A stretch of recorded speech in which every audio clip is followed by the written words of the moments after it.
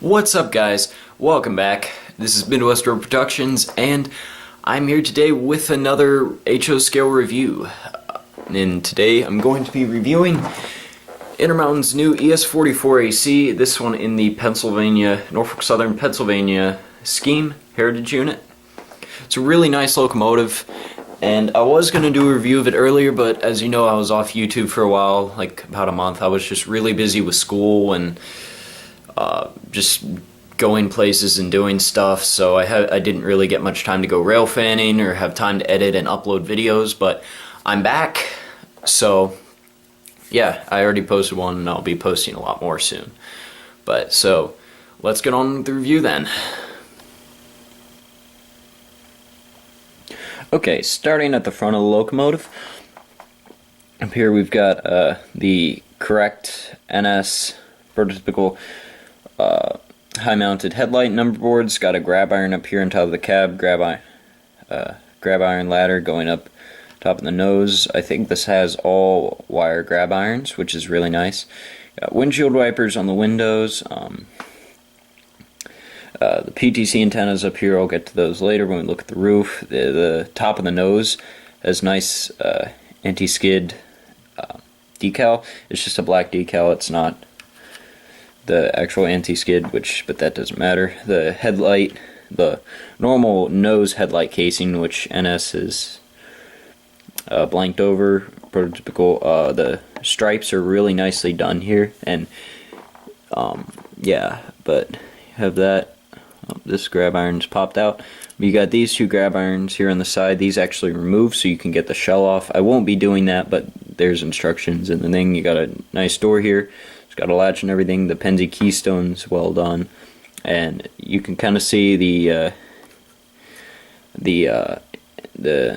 anti-skid, or I don't know if it's anti-skid, but the safety tread. There we go. I couldn't think of it. Safety tread on that. It's really nice on all the walkways. You got the ditch lights, which are functional LEDs. Yeah, this has lit number boards, so these number boards are lit, the headlights lit, and ditch lights are all LEDs. The LEDs are mounted farther back in the locomotive, right about here, and then light tubes carry it to the headlights number boards, but we'll look at the lighting a bit later. All the handrails are yellow, which is I looked is like the prototype, which is nice. You got the MU cable here with the receptacle right above it. You have MU hoses and air hose, which are all really nice looking. Uncoupling lever, snowplow, and KD couplers. This comes with KD couplers, KD number 5, so you'll be able to pull a lot with it. It's got a long shank on the front and a normal size shank on the back, and ignore that one is broken. Looking at this though, this appears to be, front of the nose isn't a whole lot, but not a whole lot on the prototype either. So now we'll move on to the side of the locomotive.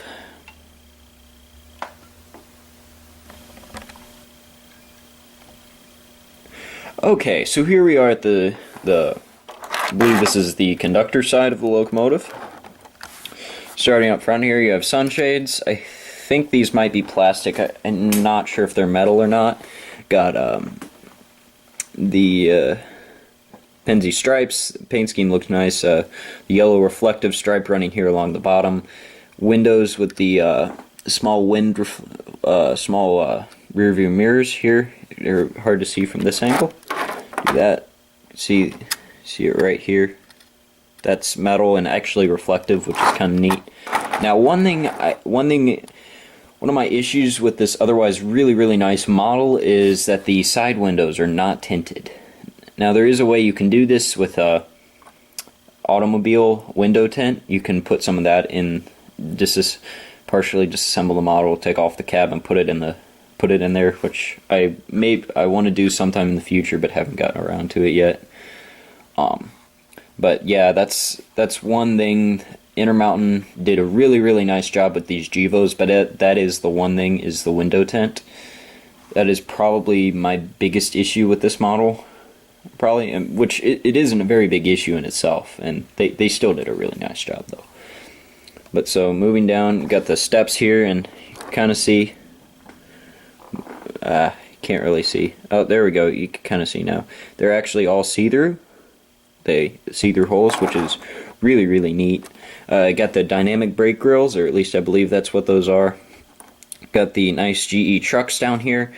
And another thing is those copper contacts. Those are somewhat visible with the trucks, although it's not really unless you're looking at it from the side with light shining from the side like I have right now, so that's why they're that visible. You have the E-bell, which is correct for this model. Got the fuel tank. I forget exactly how large this fuel tank's supposed to be, but you got the filler, the sight glass, all that. And then also another thing, to get the shell off, these handrails here actually all pop off, and look, so they're a little slightly bent, but that's because I've had to remove this a few times. But the handrails otherwise are pretty durable. I have noticed they are a little bit brittle. Like, you see, they're not flexing much right now. Like, that's about as far as they would go, or I'm daring to do them, because I've had issues with Intermountain Gevos. I've had another one. Of course, it was a first run one, but I've also had a few issues with a Southern Heritage unit I had, that the handrails were very brittle, and if they would bend at all, they would just snap. So, but that's just part of it. You have the 8102 number back here on the right underneath the horn, which is prototypical. Pennsyvania lettering, all looks really, really nice. You also have, like I said, the safety tread detail on all the walkways and yellow reflective striping. To the rear steps, they got the handbrake here, which is correct. And also another truck, and also see-through steps as well back here. And all the grills are good on this side. So that's pretty much with this, and now we'll move on to the rear of the model.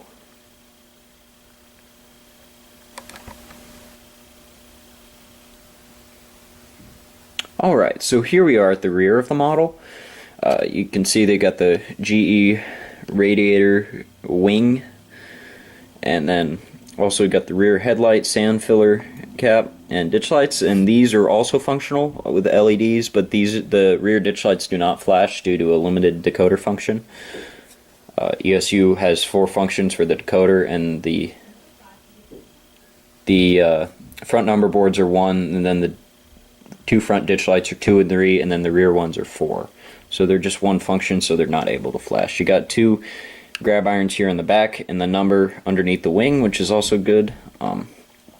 Partly the same as the front. You got the MU cable with the receptacle, but instead of a snowplow, you have little grab irons here and here.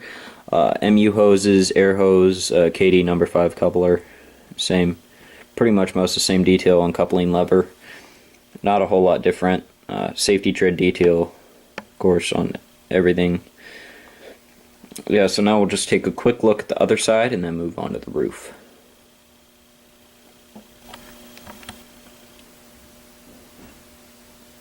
Okay, so here's the other side of the model. Not a whole lot different from the other side. Same thing, got the truck, fuel tank. These are I believe the air tanks, hold air for the air brake system. Also same as other side, sight glass, filler, fuel filler, Pennsyvania number, everything's the same. The dynamic brake grills, you can see silver in there. That is not from the factory. I've added, I think this is a 1/4 ounce wheel weight. I think I've put either 1 1/4 ounce or 1 1/2 ounce of weight in here to improve the pulling power, because it's not great from the factory. It's fairly light, so I added some weight to it to help it pull better. So that's what you're seeing in here. Normally you can see like that. You can see through to the other side. I may actually take that out, paint it black, and put it back in, since it is somewhat visible. And with the cab, isn't a whole lot different. Got the same thing, the sunshade, rear mirror. I'm not sure what this little thing is here, but it's plastic and it's actually fairly delicate. I don't want to mess with it too much. And then these handrails here pop out. Oh, this one's actually broken. Or not. Oh, I think it is broken. Yeah, there you go. So that's what it's supposed to look like. Yeah, but that's pretty much this side. And safety tread detail on all of this as well.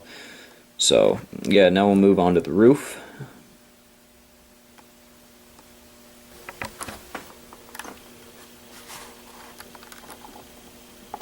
Okay, so here we are at the roof, on the roof of the model.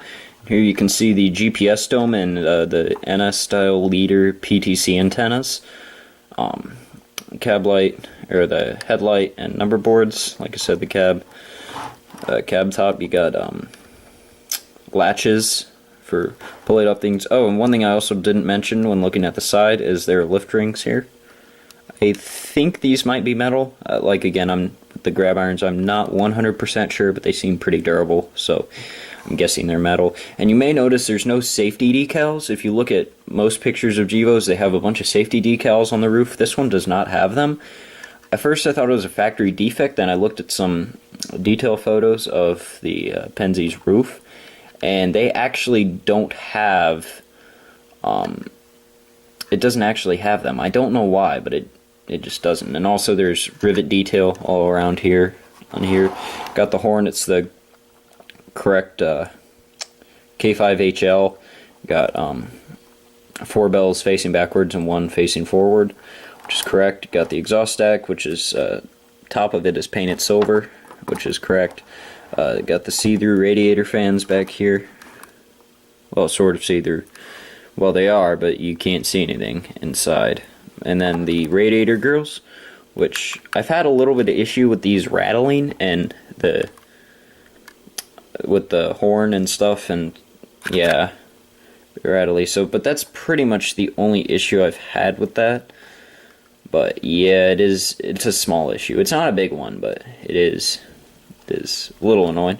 But that's pretty much all for the detail of this model, and now I'm going to go through the operations and the sound. Alright, so here I've turned off some of the lights so we can look at the lighting of this model. So F5 turns on the number boards. You may notice there's some light leaking out of the number boards into the headlight. Now that is an issue on the non-NS models, but because this model uses light tubes to transfer it, there wasn't an easy way to fix that. So it lights the headlight as well as number boards, but on the non-NS models with the nose headlight, it's not an issue at all. So F0 turns on the headlight, and then it's got a nice realistic fade in. It's nice and bright. Like I said, this is LED lighting. F6 turns on the ditch lights, and those are also nice and bright. And I have the sound muted right now, but pressing F2, which will do the horn sound, they flash. And you may notice the flash rate is actually different than I've actually tweaked some of the CVs coming from the factory. They flash faster, and only for a few seconds. I changed it so they flash a bit slower and will stay flashing for longer, just because that's the way I like it. And I'll put up on the screen the CVs that I changed to make that. And actually I'll go ahead and move this over a bit. You can see some of the motor. This is I'm using a Digitrack Zephyr, so it doesn't show speed steps, but this is probably about speed step 1 right now. There is a bit of motor noise, but for the most part it's very quiet and smooth. There is a bit of jerking at slow speeds.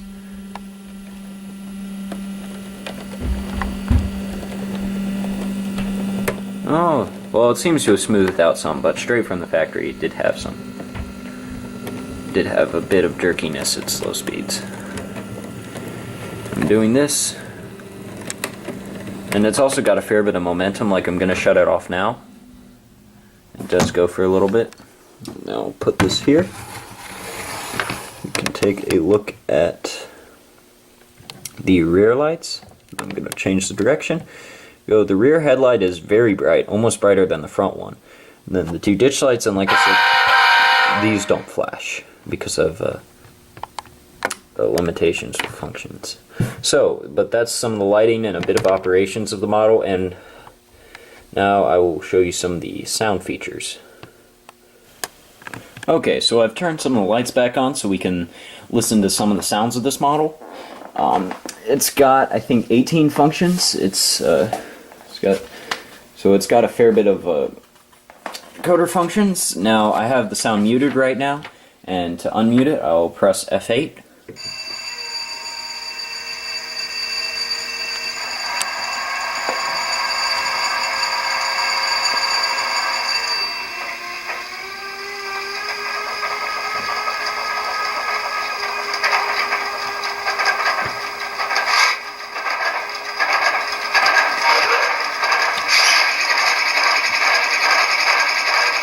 That's the air compressor turning on.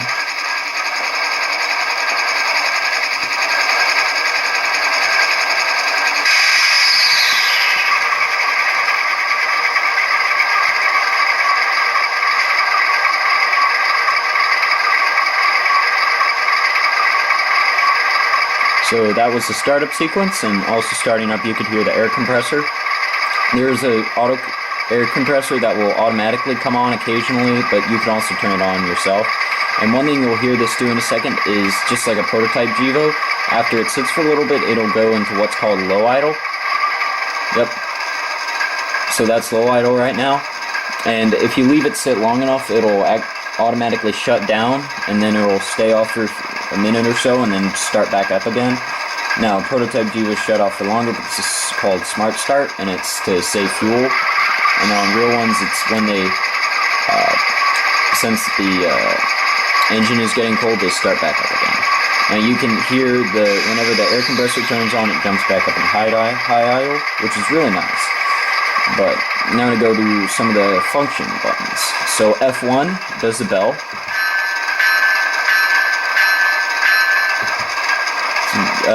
Really nice, it's E-bell, which is prototypical. There's also an air bell that you can use, but the E-bell is correct for the Pennsy Heritage unit. And then there's the horn, which you already heard some, but do it.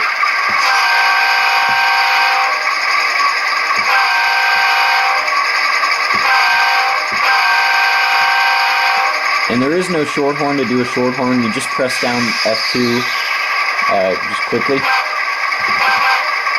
And so then there's the coupler clank is F3. And then if you press it again, it'll do a sound of air hoses pulling apart. F4 is dynamic brakes.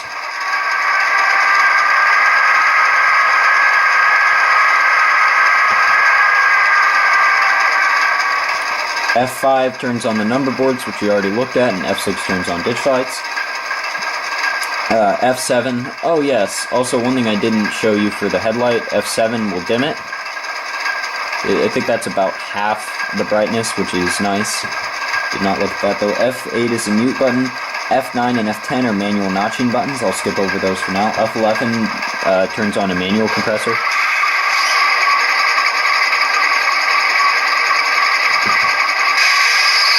So you can leave that on for as long as you want.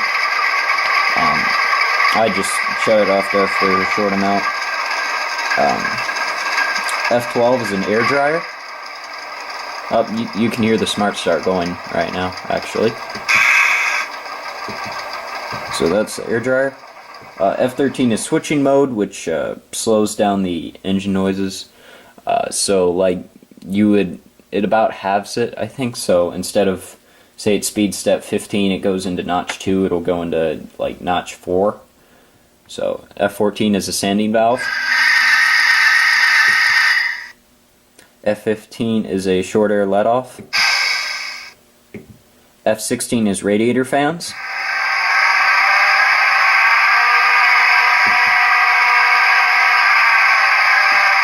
F17 is a brake set and release, which only works if it's moving. And then F18 is the spitter, a slow spitter valve.